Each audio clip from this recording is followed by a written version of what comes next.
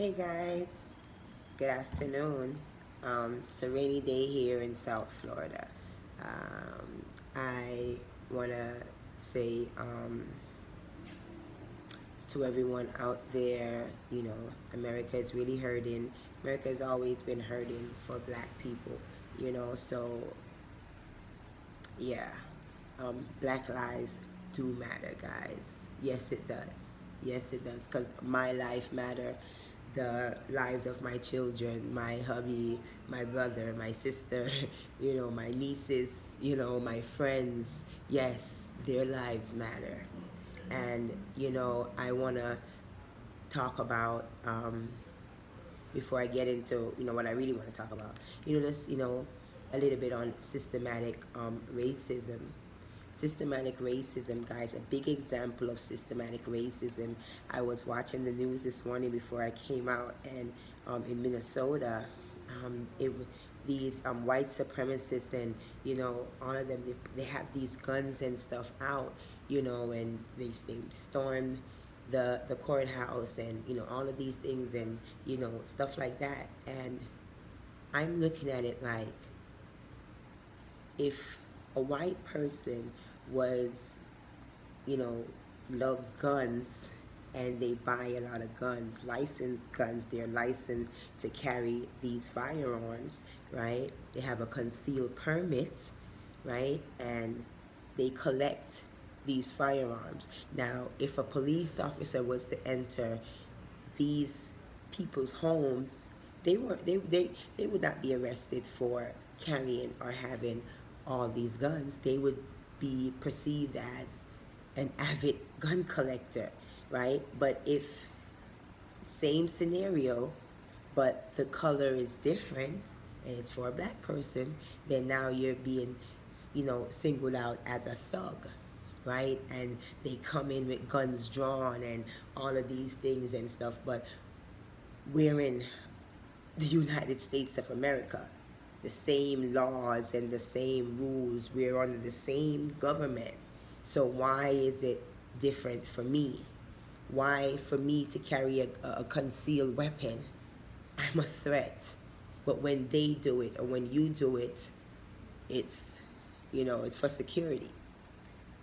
Double standards. So that's one example of systematic racism. Housing is another. Healthcare, education. Look at the system. All of those things that I just called a while ago, and I just named a while ago. Look at those. Look at those systems that are in place for black people. It's failed, broken, right? And then you're gonna turn around and call us disproportionate blacks. We're ignorant, and why get over it. And I've heard, all those things. Why, when we're not getting the same opportunities as our white predecessors, right?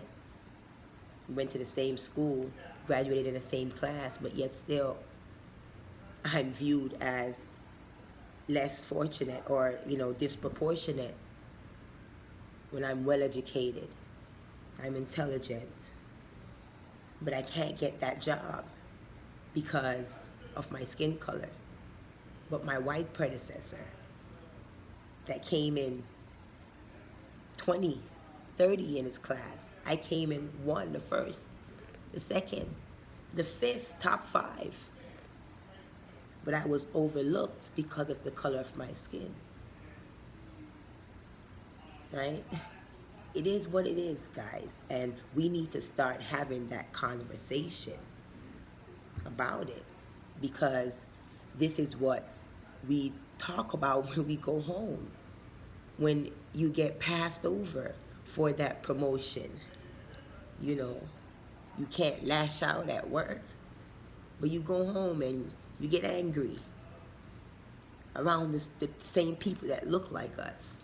Because if you were to do it in another setting, then you'll be perceived as a threat. They call the police. right? So I mean, it's just the laws are not the the, the the laws were not designed for black people.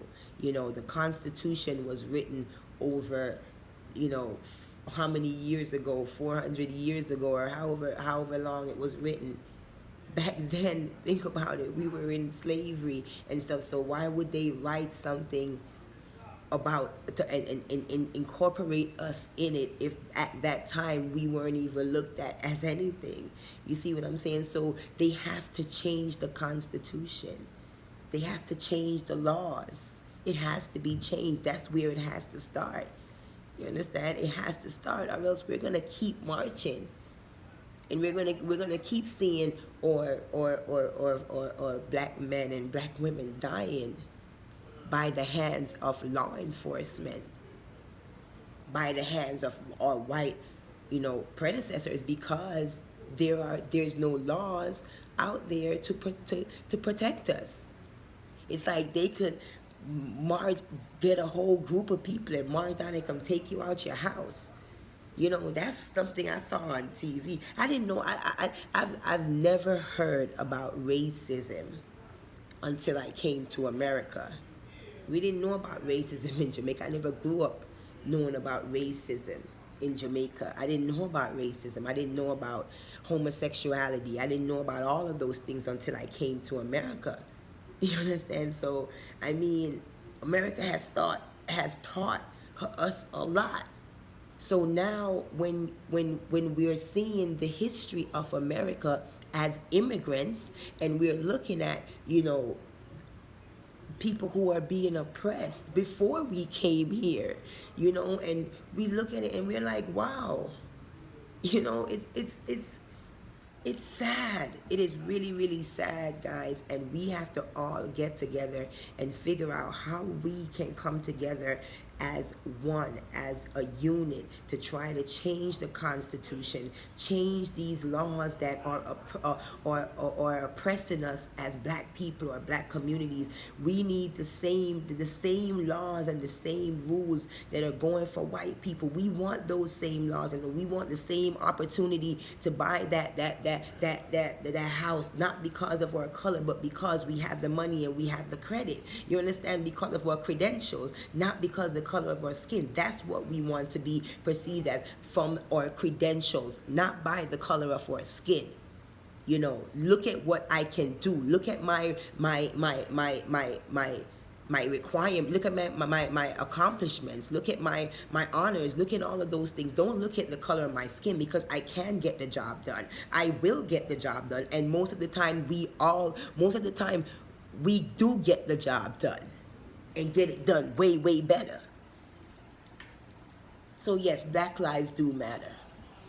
And until we learn to have that, to realize that, until we realize that Black lives matter, and we start having that serious conversation and stop sweeping it under the rug, you understand me, then we'll, you know, maybe we'll start to begin to heal. But we have to change the Constitution, guys. We have to change the laws. These laws are not designed for us. And until they do, we will not reap the benefits of the free world. You understand me? We will always get scraps and the shit end up the stick, guys. At the end of the day, that's all we're going to be getting until we learn how to come together and vote. You have to vote, guys. Vote for the right stuff. Vote and put our people in office. Vote and put people who are going to make changes and who are going to change these laws. Vote for them, write, sign petitions, all of these things for them to change these laws, guys. That's the only way we are going to survive, and we will see a change, and we will see equality. So listen, guys, just know that Vaga cares about Black lives, and our lives do matter. Yes, we do. And R.I.P. to George Floyd and everyone that has came under the hands of law enforcement, has died under the hands of law enforcement. Vaga loves you, okay? Big up, all right? Big up.